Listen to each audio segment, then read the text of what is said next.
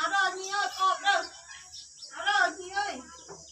áo rồi nhi xong tè tè nhi cỡ áo rồi nhi ơi tè tè tè ra co tè này áo rồi tè anh đi xem từ đúng ngày đi lại có là gì đó mà có phân cái cành ăn thì cho nó cao mà thế